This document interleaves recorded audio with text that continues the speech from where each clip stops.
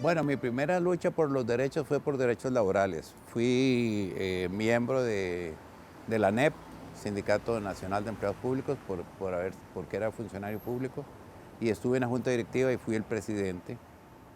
Y después ingresé al Movimiento Revolucionario del Pueblo, MRP.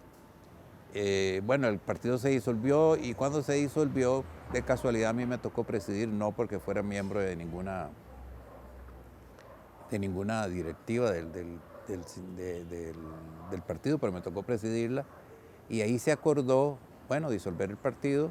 Y yo me quedé como en el aire, ¿verdad? Porque no tenía dónde trabajar sobre mis propios derechos. En eso, ya siendo abogado, un colega llegó y me pidió que le firmara un documento para inscribirlo en el registro, que era la inscripción de la Asociación de Lucha contra el SIDA. Inmediatamente lo firmé e inmediatamente le dije, bueno, yo quiero integrarme. Y ahí, a partir de ese momento, en el año 87, 88, me integré al trabajo con los derechos de la diversidad sexual y de género. Al principio especialmente por los derechos de las personas VIH positivas tan discriminadas. Yo me sentía oprimido, es decir, yo había sufrido toda mi vida en la escuela, había sufrido las burlas de mis compañeros, había tenido un proceso muy difícil. Cuando llegué a la secundaria tuve que fingirme macho masculino, ¿verdad? Y empezar a tener novias como para que vieran que tenía novia. Cuando estaba en ANEP vi que se había fundado el Movimiento Pro Liberación Homosexual dentro del partido del Trosco de la Organización Socialista de los Trabajadores. Pero estando yo en ANEP y se suponía que la ANEP era política, no me ligué nunca con ellos, pero ese fue el primer movimiento que hubo aquí en los años 70 a favor de nuestros derechos.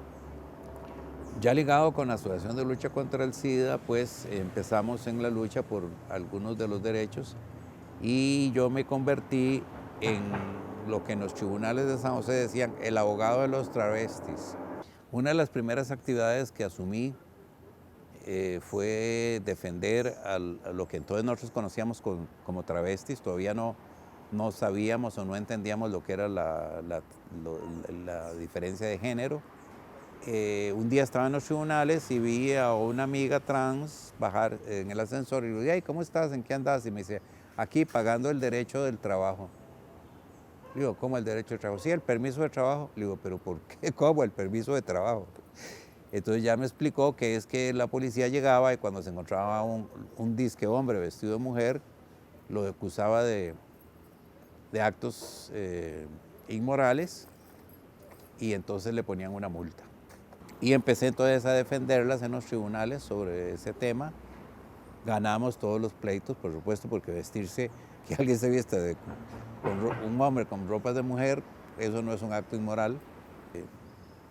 Y bueno, me vinculé mucho con las trans en esa época. Otra de mis luchas que me acuerdo ahora fue por las medicinas. Hice un recurso por la medicina que se llamaba AZT, que era la única que había en ese momento, y la Sala Constitucional lo rechazó diciendo que la medicina era muy cara, que la medicina no curaba y que tenía efectos secundarios. Eso para nosotros fue un éxito porque ¿verdad? Las 3 personas que lo presentaron, 4, ¿verdad? Que lo presentaron, recibieron una medicina. Y ese año entonces empecé a presentar recursos de amparo y presenté más de 150 recursos de amparo a la caja.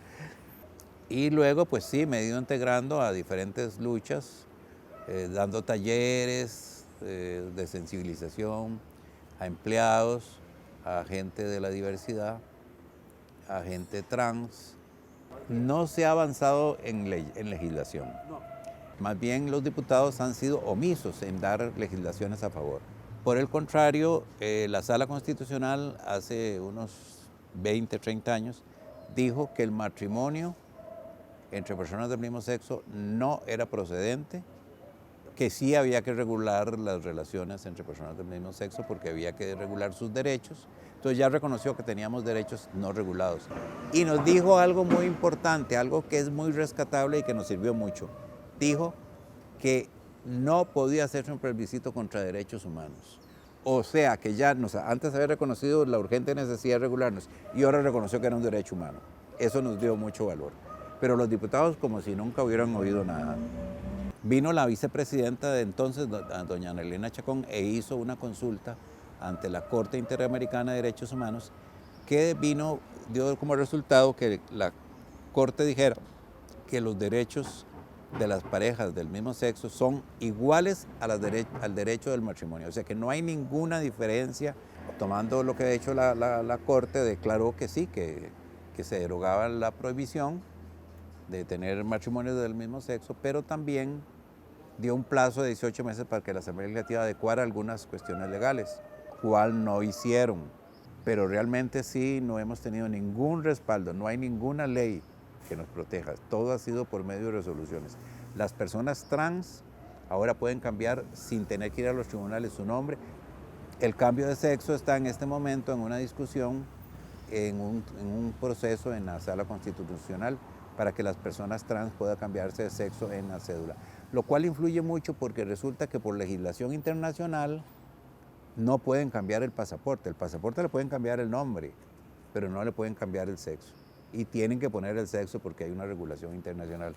Entonces es muy necesario también que puedan cambiar el sexo. Es importante eso.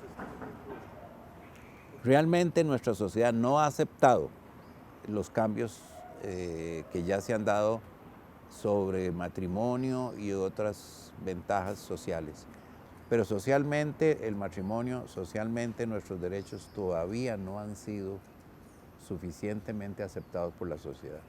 Entonces el fundamentalismo religioso es muy peligroso y ha tomado mucho poder político en este país. No es que no hubiera políticos fundamentalistas en la Asamblea Legislativa, como les dije, más de 30 años que hemos presentado proyectos de la Asamblea Legislativa, nunca los han pasado por fundamentalismo.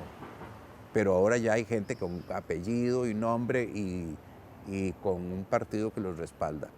Entonces eso es algo muy serio. Y de ahí se deriva socialmente muchas injusticias. Ya la Sala Constitucional dijo lo que dijo y hay jueces que no lo aplican.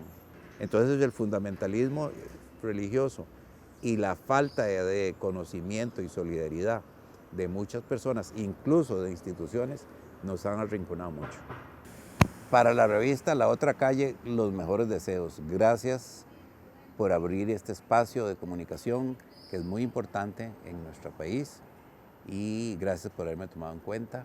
Les deseo el mayor de los éxitos y estoy seguro que lo van a obtener porque tienen una línea muy importante sobre las necesidades de los derechos costarricenses.